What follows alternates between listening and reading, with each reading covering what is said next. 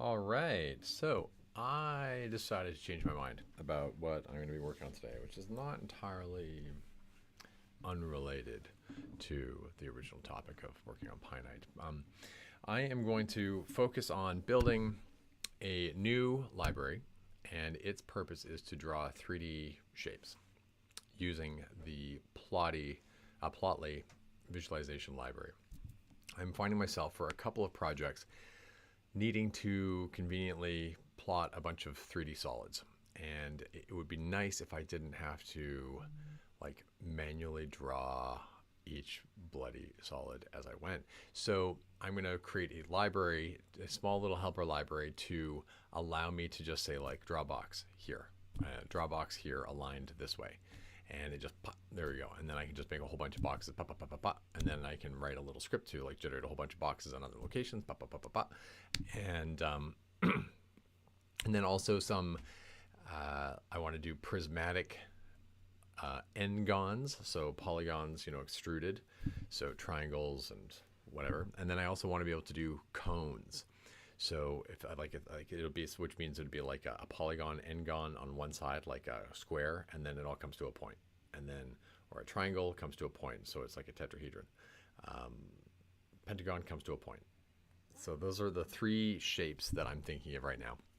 So let's catch you up to everything here, because I started working on this about an hour ago, and I want to show you sort of what I got so far. So here's where we're going to go.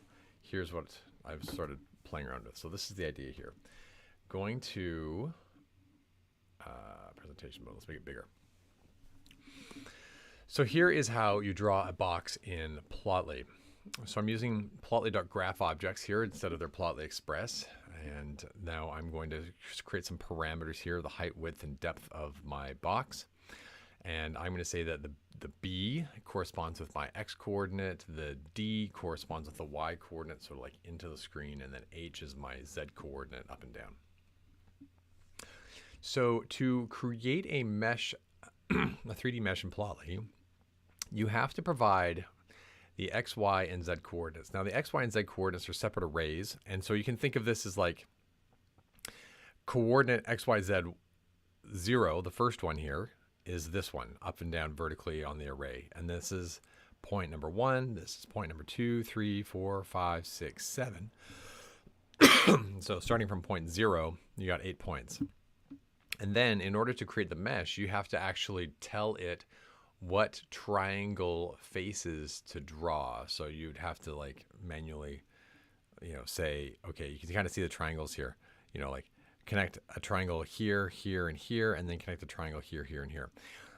However, they also have this nice little feature here where you can say alpha hull, and it will compute the convex hull of a bunch of points, and basically it's going to auto mesh it for you. However, that sort of comes at a computational expense. I don't know how much expense yet. I haven't really checked. But for right now, I'm going to say write the easiest code that will allow me to get the job done, and that will be using the alpha hull. And then if we, at the end of the hour, or sort of by the time I get all of my shapes built using alpha hull, and then if we've got time, then we can go back and figure out some sort of an algorithm for generating the edges of our face. And so that way we can sort of reduce the computational load whenever we would draw one of these, because this alpha hull is going to be computed by the JavaScript library when it renders. So I think that we can make things faster by actually telling it what faces to draw instead of asking it to compute them for us.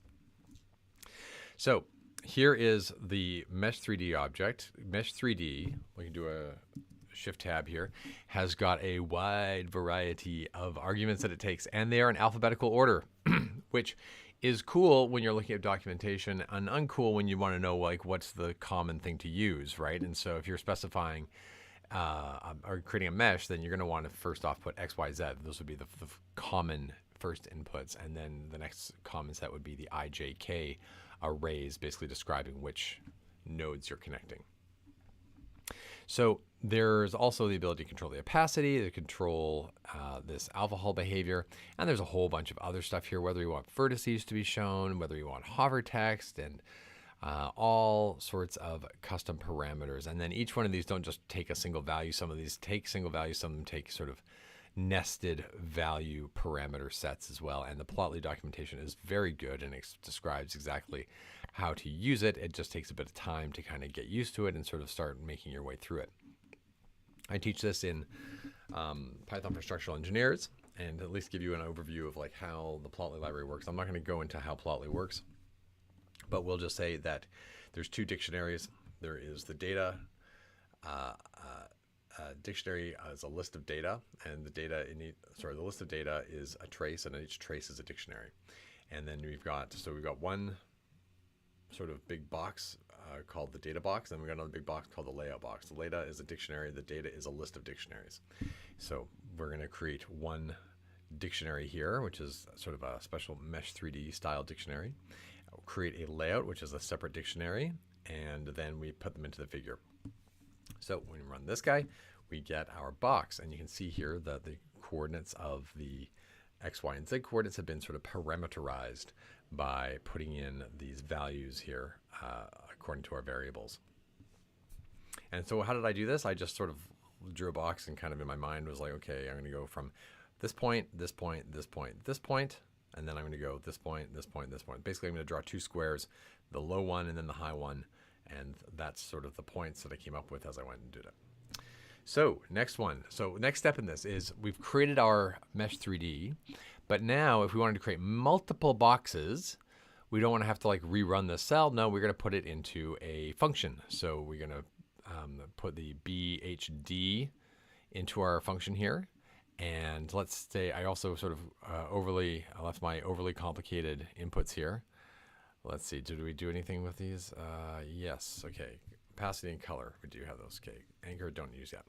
So make a function here. So I got BH and D, and then the H and D go into the coordinates, and then I've got these additional options here from the function that allows me to control the opacity and the color that I want. So I set it here to a color of gray, meaning AA amount of red, AA amount of green, AA amount of blue, and that's in hexadecimal. And then I am able to create a list now of boxes by calling my function 3 times and putting the results into a list, and then I pass the list into the data, and that gives me my figure. So now I've got the ability to create these boxes here, but notice one thing. These boxes here all have they're all anchored to the origin here. That's sort of what I say. So they all have a common vertex here at the origin. And so we can only draw boxes with this function implementation if they're all connected to a point. So next step would be to be able to sort of change what I call the anchor of each box. So basically change where the bottom left-hand coordinate starts. So in order to do that, we're going to go to a new function implementation. So how are we going to change it? We're going to ask it for an anchor, and then we're basically going to add an anchor will be a coordinate in space. And by default, we'll say it's the origin. And then we're going to separate out the X, Y, and Z from the anchor. And then we're going to basically replace 0 here with the anchor X, replace 0 here with anchor Y, and replace 0 here with anchor Z. And then we need to also add anchor X, Y, and Z respectively to B, D, and H. So it looks like this. But I don't want to maintain this code. This is woof. Who wants to read this? I can barely read that. So now that's what allows us, though, to create this box. And now we can create boxes in sort of arbitrary places in space by giving them all separate anchor points when we make them. Yeah? And then we just add them to our scene as per usual. There we go. Now, the next step here is to clean this junk up. So that's what I've started doing already. So I'll pull up my VS Code here. Let's zoom in so you can actually see what I'm doing. View. Here, I'll just use the hotkey, Control+. Okay. So instead of this junk, we're now going to change it. We're going to break things out into itty bitty steps. So we've got the anchor coming in as a tuple. We're going to break it up. Same. We did that here. Yeah. And now we're going to, instead of doing anchor X and b plus anchor x. Let's create little variables here called x0 and x1, y0, y1, etc. And then let's replace all those spots where we had anchor, b plus anchor x and stuff. Let's just replace it with x1 and x0. So this now is a nice and readable x array, and then we just pass the x array, y array, z array into our mesh 3D, and we return the mesh. This is easier to reason through, right? So now if I made a mistake, I don't need to like go and change. Like let's say I had a typo here, anchor, y in my bunch of my anchor, where my anchor x should have been. I typed anchor y. Maybe it was a copy paste error. I don't want to have to go and fix every single stupid anchor y, right? That's not very parameterized. Let's basically define it once. And then if I made a mistake with the sequencing, I can just change x1, x0 here, and it doesn't change this. So I made a mistake here, I changed x1, and then it fixes all the x1s, right?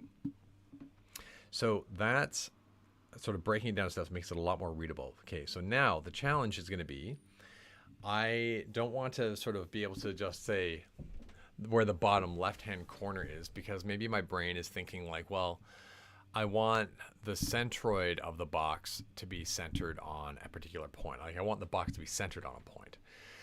Or I would like the box to be centered on a point, let's say a point in space. I want the bottom face, the center of the bottom face at a point, and then I want the box to grow up from there.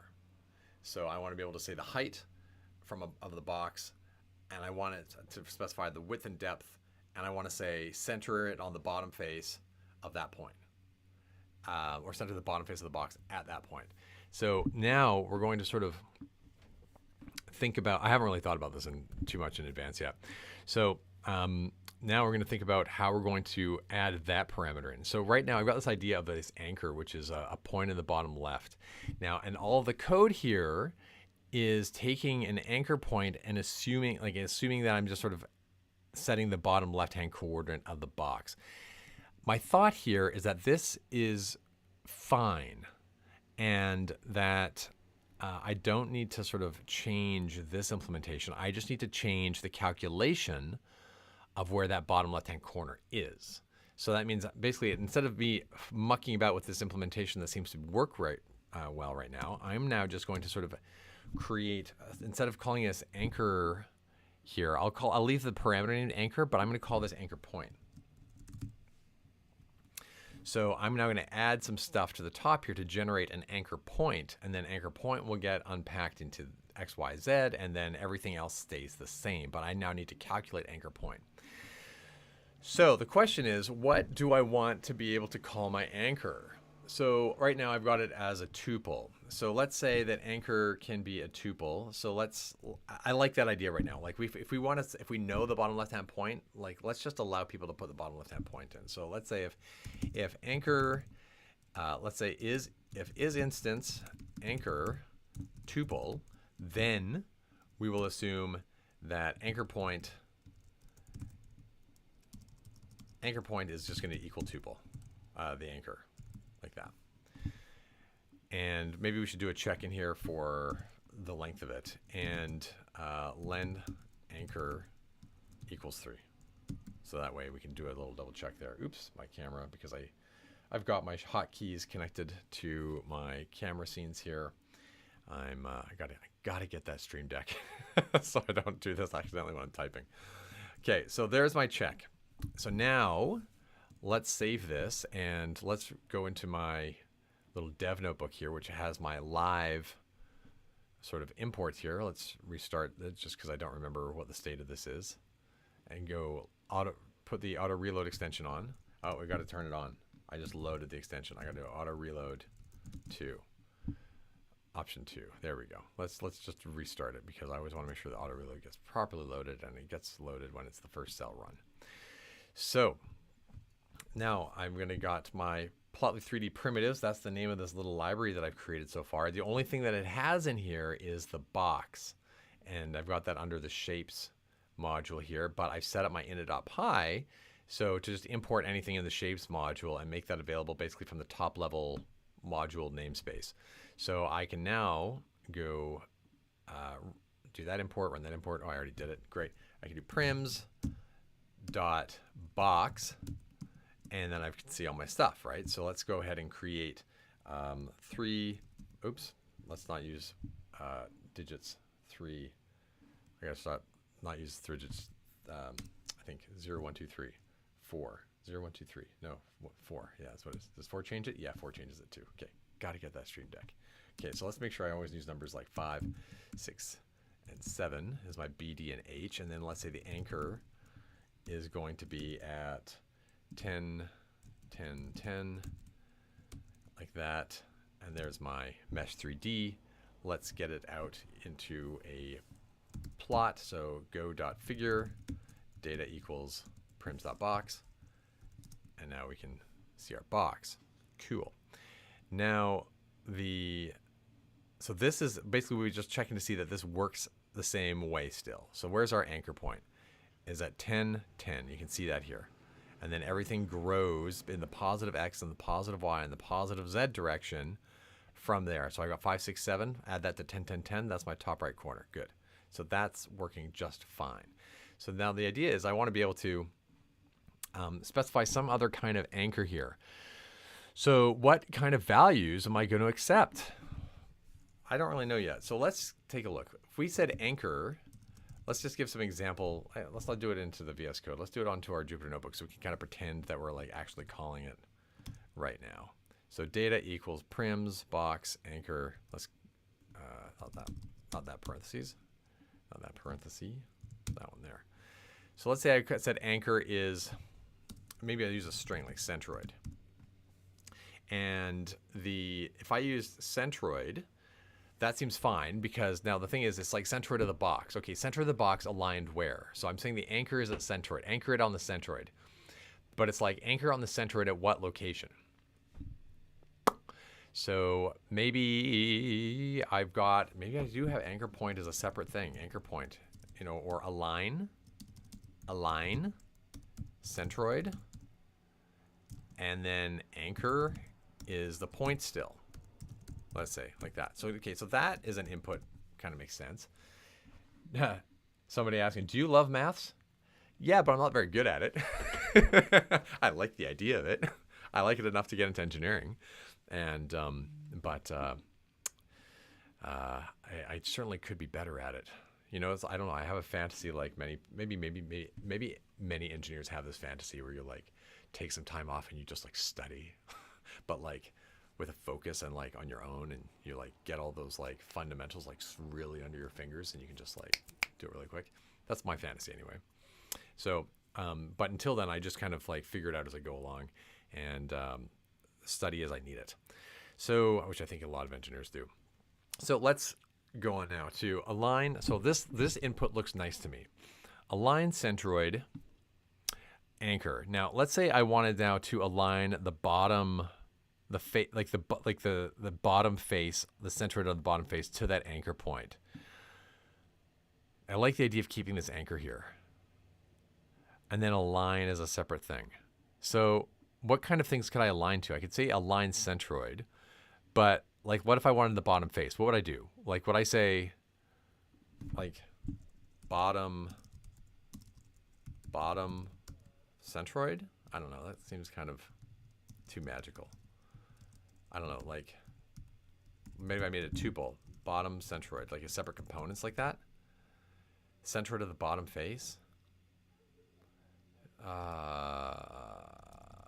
Maybe. Okay, so when I did the preprocessor for section properties, I created all these like align tools. And so when you create a shape in section properties, you can say align to center, align to left bounding box, right bounding box, and such, and left, right, top, bottom. But that's a 2D. Sort of engine, and so I'm trying to or a 2D space, and that's kind of easier to sort of, there's less stuff to think about. So let's say if we align, what do I want to align? I want to be able to align left, right, top and bottom, forward and back, and then grow from a certain point. Yeah, I know. Hey, that's totally love to have that time just like sit and study. So I don't know. What am I? So okay, here's the idea with okay, where was I going with this whole section properties thing? Is that section properties allows you to like have these sort of like chained commands. Do I have a nice like notebook with section properties open? Let's see, buffer. This is that thing that I was working on last time, or 2 weeks ago. Okay, I don't have a nice section properties open here. Let's. Here it is. Here it is. Here's a good example. Rect1 dot align to rect2 on the right, and then you can do this. You can just like keep chaining this. Like you can say like dot align to, and then you can say rect, or you can just give it a point even. You can say like 4, 5, 6. Stop using 4s. There we go. I'm back though. On the sort of like that 4, 5, 2, and then you can say on the left like that. So you can kind of chain these together like this. So what I'm thinking is, what if I could chain these together? What if I made the align like a list? And so it would like align on the centered first, and then align to like once you align it to the center, then it'll align to the bottom. So if you put in center then bottom, it will go center first, then the bottom face. And then sort of it's kind of like maintaining a series of operations. Is that cool or is that stupid? I don't know yet, but it seems to make sense for now. So I'm just going to go with it, and then I'll fix it if it doesn't make sense. So here's what I think it'll look like. Say center, bottom. Now, what does bottom mean? Bottom in 3D space. Okay, so we're going to say that's like the minimum Z face.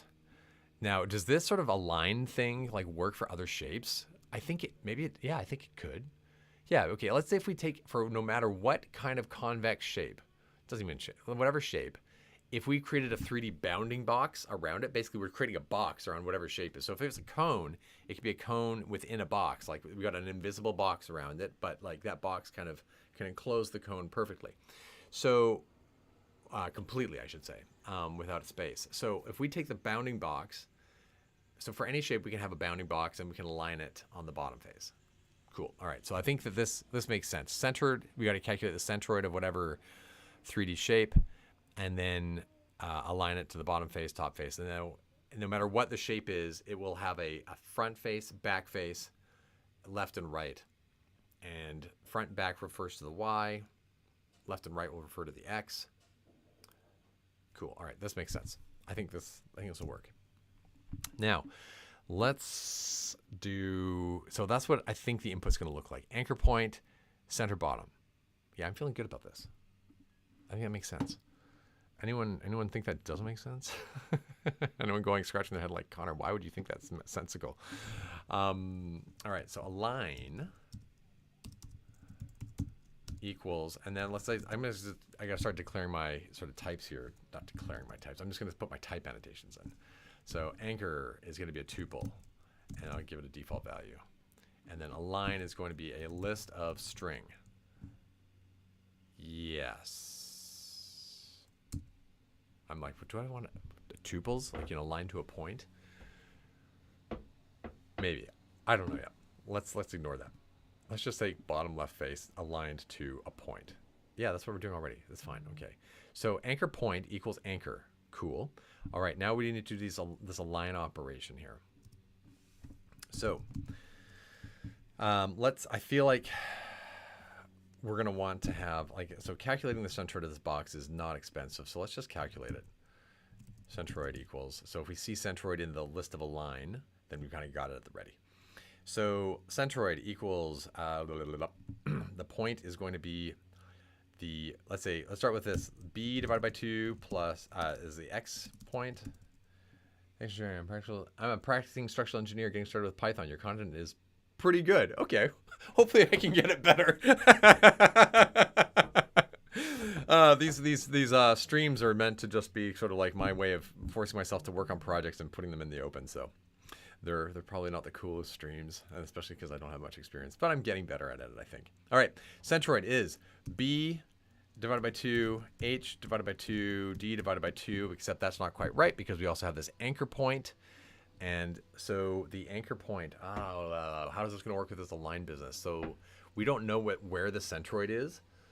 Okay, let's assume we're drawing it. The anchor points is let's assume the anchor point is drawing the bottom left-hand corner still. Let's just go with it. I'm not too sure yet if this is going to work. B divided by 2, H divided by 2, plus anchor point. Do I want to break this out now? Yeah, okay, I can put this up here because I've decided that anchor point is, let's call it anchor here. Let's keep that name anchor. And that's always going to stay the same now. So that's good. Let's keep this here as, put this computation down here. Let's assume that anchor is always that tuple. Let's put it down here, and then we're going to add anchor x, anchor y, anchor y. But sorry, I got to say, that was not very gracious to me, Victor. Thank you very much for the compliment. I appreciate that. Okay, let's see, anchor y and anchor z. Now, am I thinking about that correctly? There's that, my father-in-law has been asking me, I think since I've known him, to read Daniel Kahneman's Thinking Fast and Slow. I still have not done it yet. When I was in, it came out while I was in university, I think, and the statistics professor was like, "This is a really good book," and so I'm like, "Okay, I hear you. That's good. Okay, I mean to do it, but in terms of, I don't know anything about the book except that there's Thinking Fast and Thinking Slow, and sometimes when I'm writing code, I'm thinking fast, like when I'm streaming, and then other times I'm sort of sitting back going, So let's see if I made a mistake here, or if this even makes sense. Centroid is b over 2 plus anchor h. Does that even make sense? So yeah, it's going to be anchor h plus b over 2. Yeah, I think that's right. So that's assuming the bottom left-hand corner is at whatever the anchor point is, which is the assumption. That makes sense. Okay, good. We can move with that. And so now let's call this anchor point. Let's go back to that, but we don't need to check the tuple. And we're going to say anchor point equals anchor for now. You're like, why are we doing this like silly little step here? Because we're going to change how we compute anchor point, I think. So let's say, what are the options? We've got center. So, all right, so let's go. We're just going to do with, and now do these does the order make a difference? I don't think it does. Because if we align the left, then the center, and then we put it on the right, I don't think the order matters. So we're going to loop through the list because we don't know how long the align is going to be. So because we don't know the length of it, that's why we use a for loop. So for align instruction in align. And so now we've got to like keep track of where we are. So we need like some sort of accumulator here to accumulate where our kind of relative position is. So if we say, let's say it comes in and says center, and that means, okay, so align to, we're going to change, anchor point. The anchor point is our accumulator. Okay. So what that means is, so every time that we do an operation, we align to the center. That means we shift anchor point by a certain amount. We add certain values to anchor point, and we subtract certain values from anchor point. Oh no, let's just say we always add values to anchor point. Those could be positive or negative values. Okay, so we're always going to add to anchor point. So we're going to accumulate on anchor point. So anchor point is going to be sort of what keeps track of our state. So at first it starts off as anchor, but we want, say the bottom face is going to be aligned. Okay, maybe I need to sit and draw this out. Let's just do the simple one. Let's just go with center. If align instruction, let's just build this up one piece at a time without getting too ahead of ourselves. If align instruction equals center, then what are we going to do? We're going to say the anchor X, Y, and Z is, maybe I'll use a NumPy array here. That means I got to add NumPy as a dependency, which do I want to do? Well, Plotly doesn't need NumPy, so I don't know if I want to add it as a dependency. So maybe we'll just think about it for now and just manually do this tuple stuff. So we'll break stuff apart and we'll add components to it individually. So Ross Kelly, do it. NumPy. Yeah, maybe I should just do NumPy. Will it make my life easier? Yes. Let's make life easy. Okay, done. Import NumPy as NP. Squiggly line, because it's not in my environment yet. Why is it not in my environment? Because it's not installed. Why is it not installed? Because it's not on the dependencies list of my project.toml file. So I'm going to add that in now. I'm not doing any version numbers here. I don't think anything's going to really matter. So let's do, where's my little, there we go. And flit install pth file so I can keep my editable install going. It'll install NumPy for me. And now I've got NumPy in my environment. Back. Okay, so shapes. Oh, no, the book? Ross, did I misinterpret? But what's no? I see know the book J. What's book J? Okay. All right, I'm going to keep NumPy for now. It's going to make my life easier. So anchor point, let's make this a NumPy array. I've got a whole bunch of names here that I'm just going to start using. Array, anchor point. Okay, let's do anchor point. All right, so there's my NumPy array. So, oh, book. Know the book. Which book? I forgot what I was talking about if it was contextual. What's the book? Anchor array. Oh, and +1 for NumPy. Okay, sweet. Okay. Anchor array. Blah, blah, blah. Right, so center anchor point is going to be the anchor point, and then so I need to calculate the centroid, which is down here. Centroid is going to be, no, I don't need to, okay.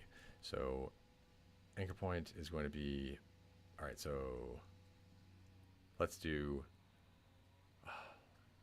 so here's what I'm thinking. Got my anchor point. I'm aligned to the center.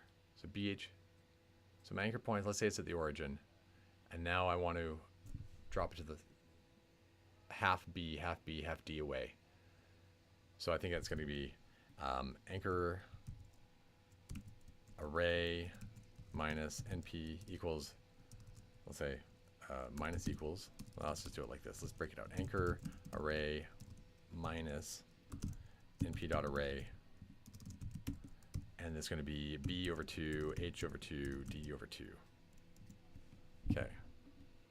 So there's my anchor array, and then anchor, let's call that anchor array.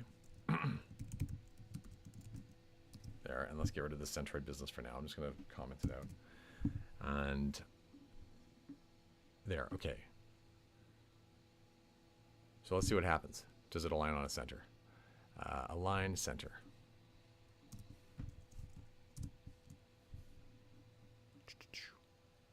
All right, looks good.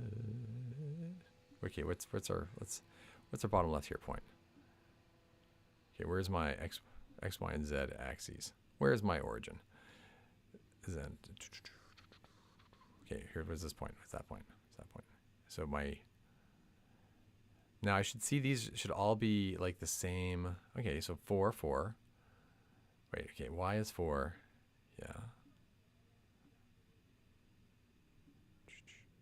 Minus 3. So that's kind of weird. It's not really halfway. It's like kind of halfway. Minus 3. I'd expect to see Y is like minus 3.5 and 3.5. Am I thinking about that wrong? Minus 2.5, minus 3.5. Yeah, I think it should be equal, equal, equal. Z minus 3.5 and Z is 2.5. That's weird. Okay, so let's go back to what did I do? What's my anchor point? 0, 0, 0. Okay, yeah. So I should see 2.5, 3, 3.5. So what did I do wrong? So anchor point is NumPy array. Anchor array is anchor array minus NumPy array B over 2, H over 2, D over 2. Okay. Oh, do I have my H and D's in the wrong order? Yeah, I do. That's why. There we are. Let's try that. All right, so 2.5, 2.5, negative 2.5, 2.5, negative 3, and then it should be negative 3.5. Oh, what's this? Z should be, what do we got? Z is 7, so it should see negative 3.5 and top 3.5. So what's going on there? Oh, this is still not right. Negative 3 should be negative 3.5. Huh. Do. Anchor X. Yeah, so I'm setting the bottom left-hand corner. So let's look at anchor array here. Print anchor array.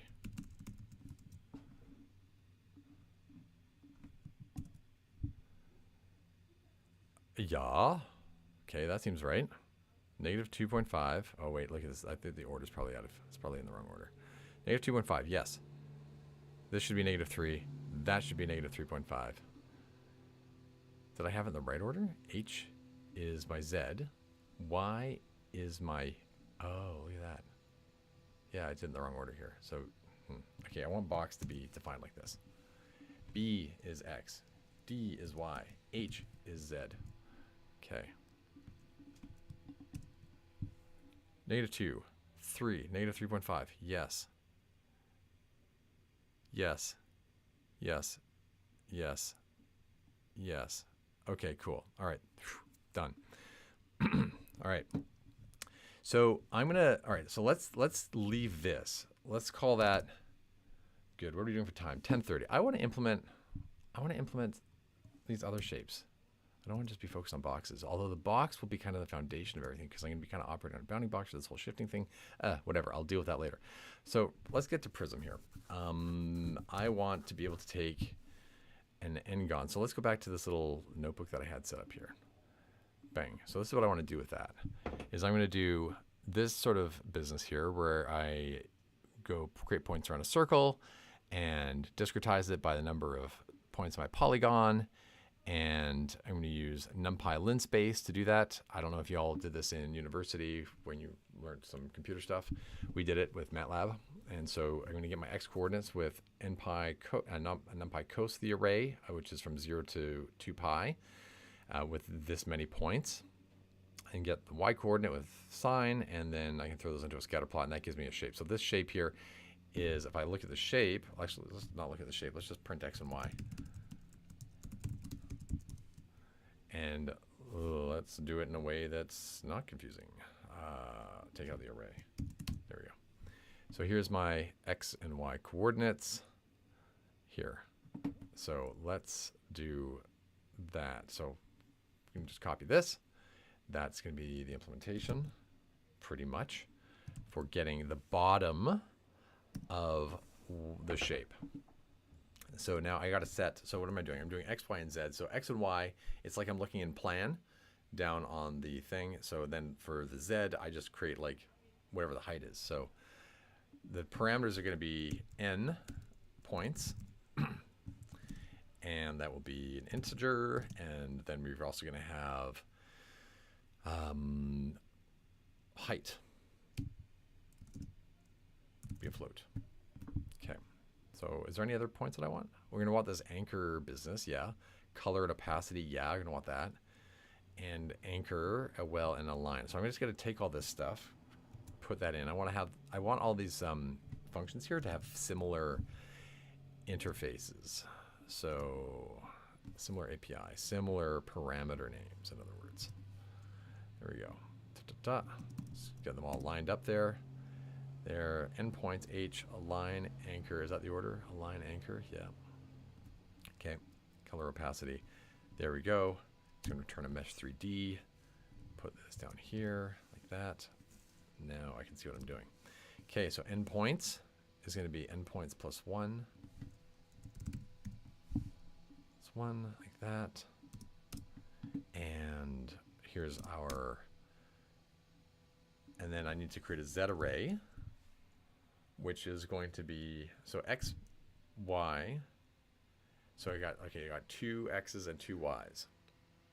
I'm going to draw a circle on the bottom, or sorry, I'm going to do polygon on the bottom, polygon on the top, and then, so I need to have 2 polygons. So x it will be that array, and then let's see, can I do a concatenate onto those?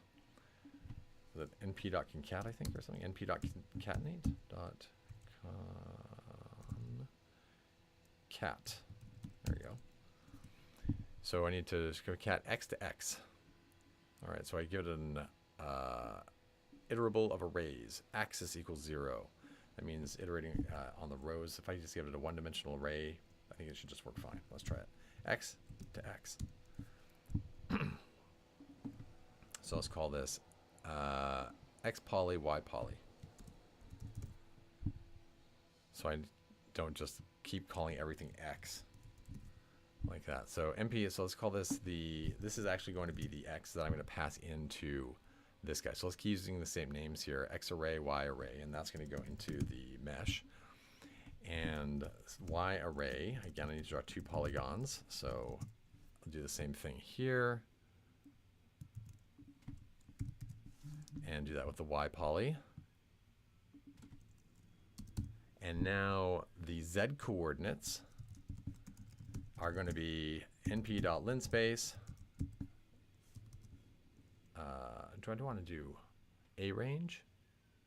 No, not linspace. I do zeros. And the length of zeros is going to be the number of points. So n points plus 1, because we're including the endpoint. So how many points is in this guy? Let's find out. I can't remember. 1, 2, 3, 4, 5, 6, 7. Perfect. Good. Let's do that. 7. And that means the first point is the same as the last point, which is actually not necessary. It's necessary when I'm using like Plotly to draw it, like so that way it like closes the polygon. But if we're using the alpha hull, again, just for now, to do that, then all it matters is that the points are there. I don't need to duplicate the points. So I don't need to do endpoints plus 1. I can just do endpoints like that. And so that means endpoints will be endpoints, number of points. Great. And then we're going to, so that's z array is going to be zeros. And then what are we going to do? We're going to say have the height. So let's say it starts off at anchor point plus anchor. Let's extract the anchor point. Let's get all that stuff here. Boom. And let's extract the anchor point. And now I've got to also apply that anchor point. I got to shift all these points by that. So let's do, if we did x poly plus anchor x. Now I don't know if that's going to work quite like I'm expecting it to right now, but it'll be kind of, it'll kind of work. I just don't know if it'll be precisely what I want. All right, so x poly is going to be, that's defined there. So I'm not going to put my anchor here because it's kind of duplicating. I can just do it to x poly and then put x poly here. Y poly and then anchor z. So we're going to have some points at the bottom and then some points at the top, which will be, let's call this z poly, even though it's not a polygon. It's just, it serves the same purpose as what these things are. Like that. So endpoints plus anchor z. And then we're going to do z array is going to be, and now this is actually going to do something different here. I'm going to depart from what I did here. NP to be, and that's because I'm not duplicating information. So z poly is going to be the first set of points, like, so those are all 0, 0, 0, or whatever the anchor point is. And then the second set will be z poly plus the h.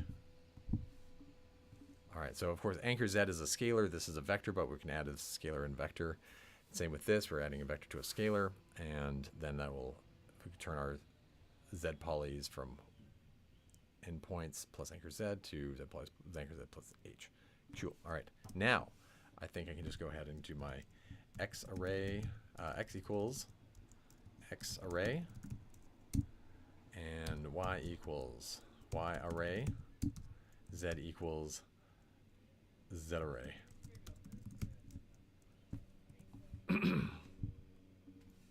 All right, there, yeah, so that's that, and then I'm going to do the alpha hull.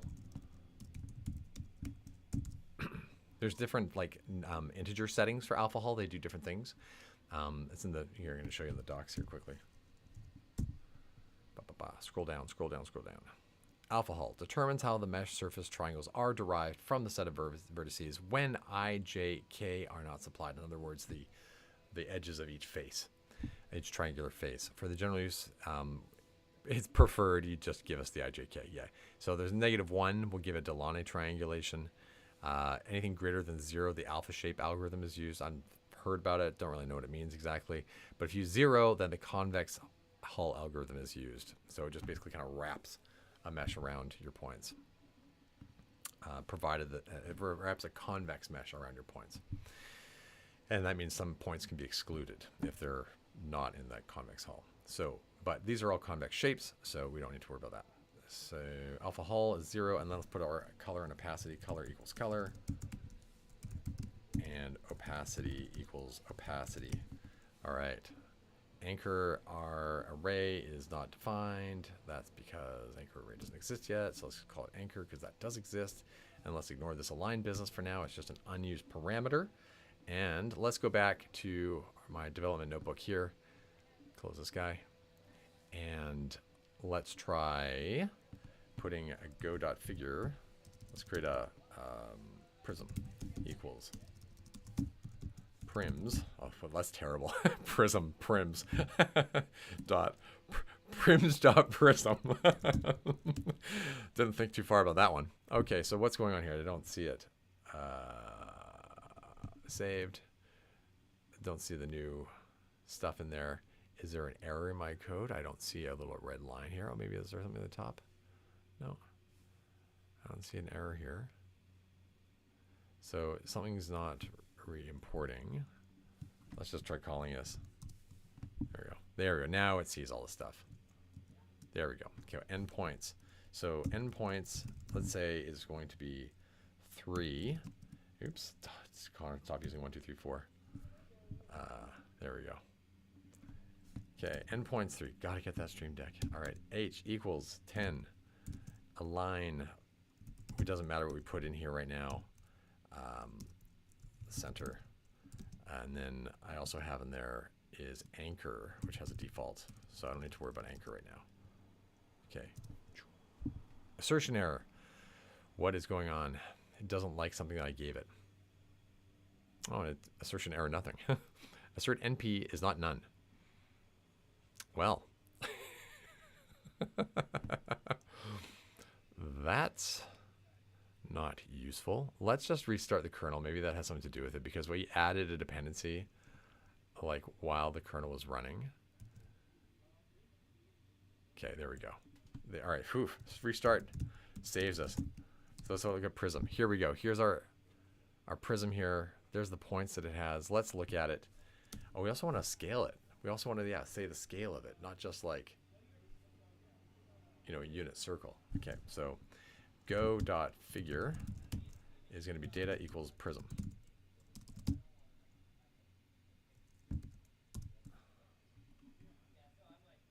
There we go. Yeah. Does that look right? It does. Gray is an awful color. I should stop using gray. I don't know. Does it take here, red? Does that work? Yeah, okay, that's nice. All right. Let's do 4 points. That should give me like a cube. Darn it. There we go. 4 points. Meh. Fail. Okay, look. Okay, what happened here? Maybe I do need to do... I think I need to do endpoints plus 1 because now I bet you that this turns into a cube. Yeah. All right. Okay. I'm also going to have to like align it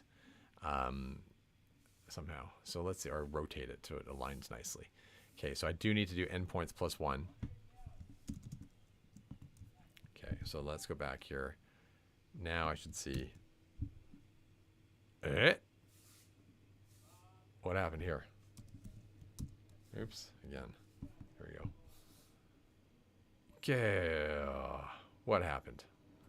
Let's look at our prism figure. Oops, let's do it like this. Okay, so I bet you the alpha hull does not like the input here.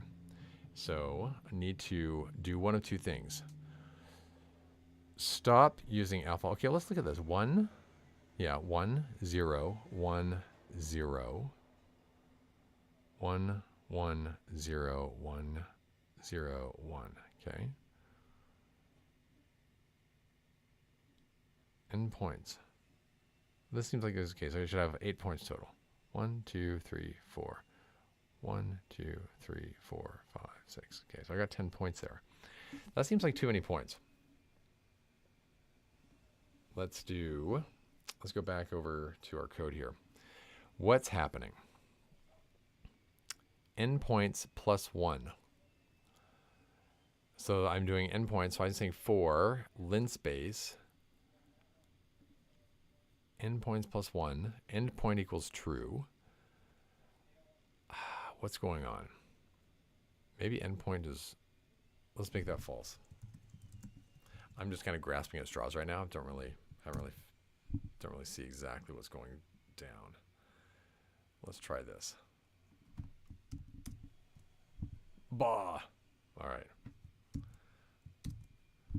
So let's go back to something that worked. Or did it work? Maybe it was just a fluke. There. Okay. Okay. Now, here's, all right, so wait a minute. Let's go back. Endpoints is what I had, and I put endpoint equals false. Okay, so that's interesting. I'm not quite back where I started. So let's see what happens if I got 5. Hey, okay.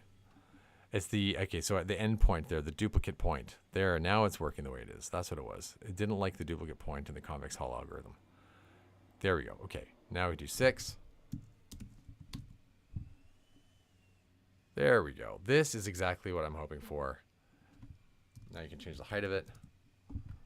But the scale, the axes are not scaled equally. So like X and Y are scaled to like from like -0.5 to, or -1 to +1. And then Z is scaled to like 0 to 20. So I'm expecting to see a nice tall figure here. But I think we have to like anchor the axes to each other to get them to be confirmed equal aspect ratio.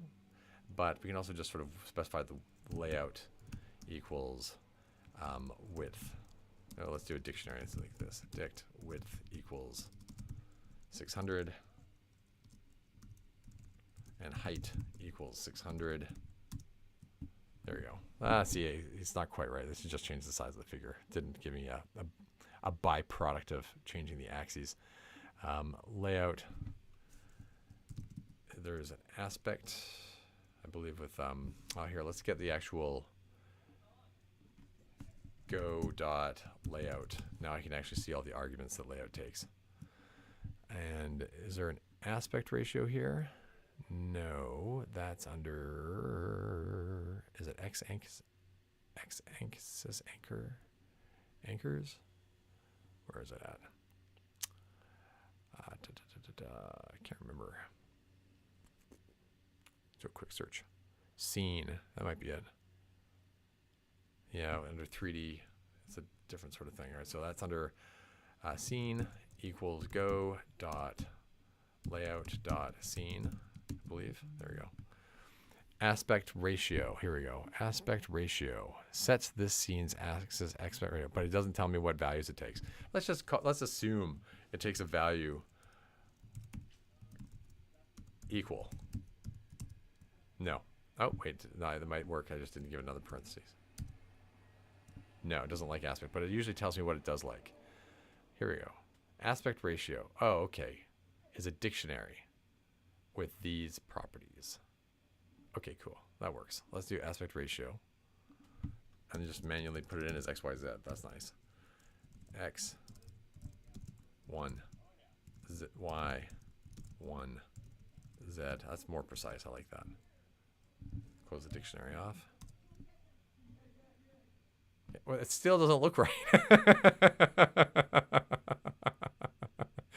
Whatever. That's a Plotly problem. That's not something that I'm concerned about right now for the layout. It's my function's doing what I want it to do. That's cool. All right, let's go all the way to 7 just for fun, to see it all. Oh, that looks nice. 8. Okay. So I'm going to have to figure out aligning, and then let's changing, where's my anchor point right now? Anchored on the bottom left. So let's try changing the anchor point and see what happens. Anchor equals 10, 10, 10. All right. So where's 10, 10, 10? That's like, all right. So this is like aligned in the center, like the radius of the circle that's generated. And then starts here. So I'm kind of like already halfway there. So, but the thing I have to keep in mind is that the box does not generate in the same way that the prism does. And the prism is going to generate in the same way that cone does. So let's do the cone now. So the lot of this implementation is going to be the same, except Z is going to be different. So I'm just going to copy this whole business here and take all of this jazz and pop that in here. There we go. And now, so I don't know if you're thinking like, why am I going to all this trouble to make this library here? Well, if you want to make, say, a 3D model of a building, then it's convenient to be able to just say, column goes here. And so if I create these box guys, and these box guys allow me to say where the center point of the box is, and then like grow a column, so I can like specify where the column node is, right? And then I can just say, make it this tall with this section property.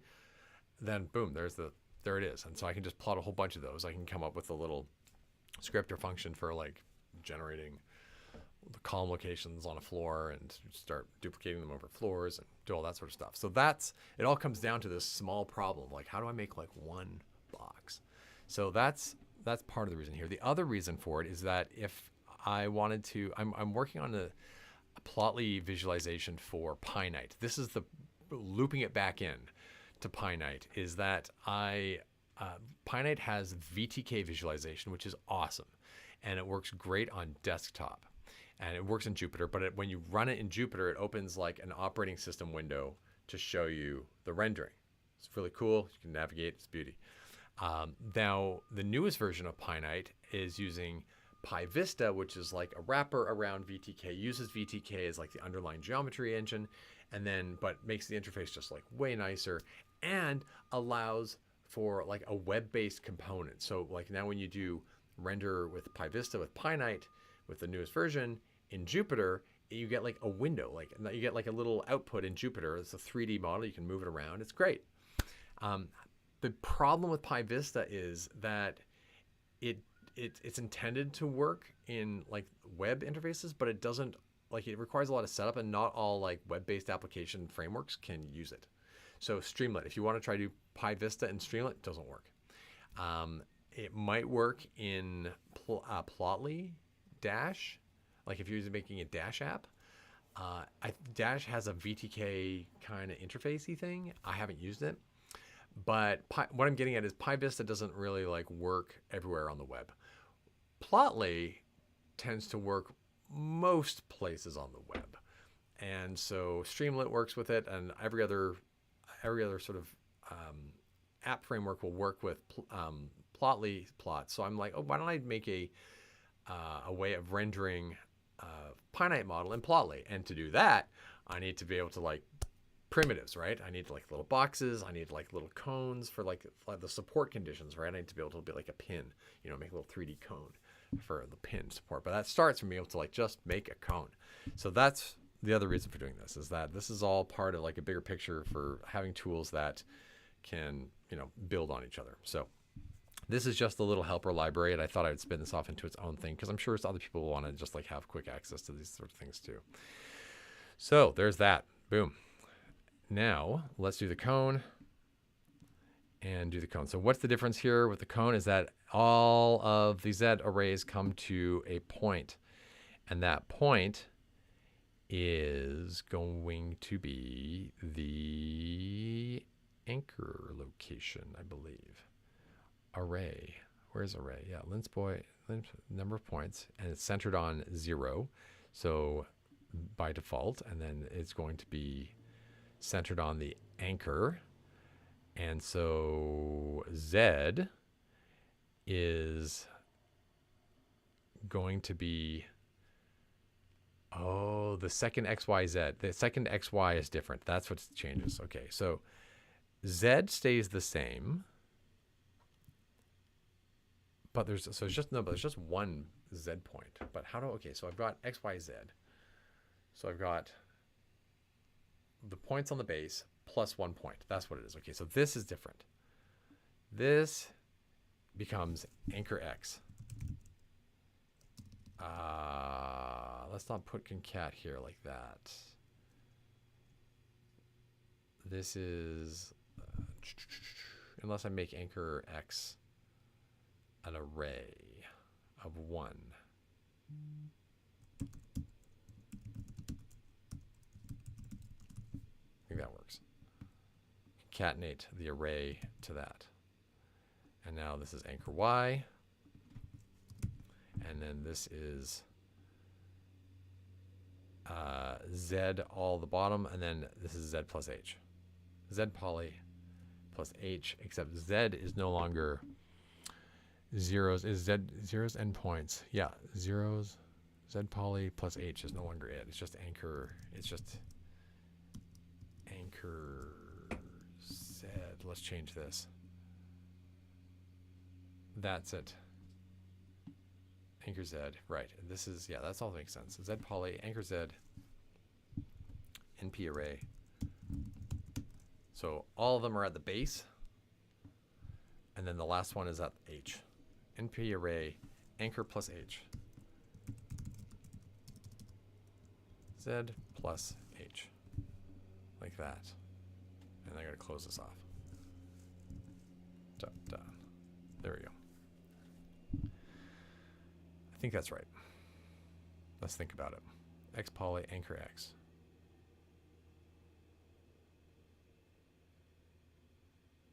Yep, these are the polygon. And then this is the 1 point extra. And anchor X is the center already. So I think that just works. Okay, let's try that. Copy this. Make that a code cell. Paste it, and cone.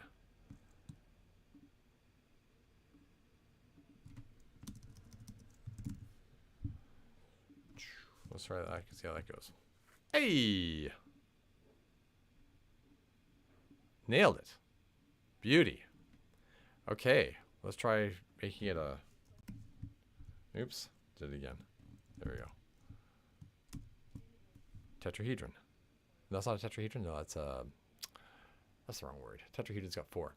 This is a... Oh, dang, what's the word? Can somebody remind me what the word is? That basic shape. Here, let's do it at a tetrahedron. There we go. Again, it's not scaled correctly, but it's doing what I want it to do. Great. All right, so those... All right, so let's do, where am I at? I've got enough to do a commit. I've implemented. What have we done? Let me run black on this to make sure that it just gets formatted properly. Then I can see the smallest diff possible. Black source. There we go. That's better. That's better. No blank space stuff, except for it getting deleted. Love it. Okay, so there. So feat implement basic implementation. Basic implementation of cone prism box. All right. And that is it. So I'm going to keep working on that, probably in the background. And next week it might be either PyNite or it might be more of this. I'm not too sure yet. Anyways, enjoy your week, everyone.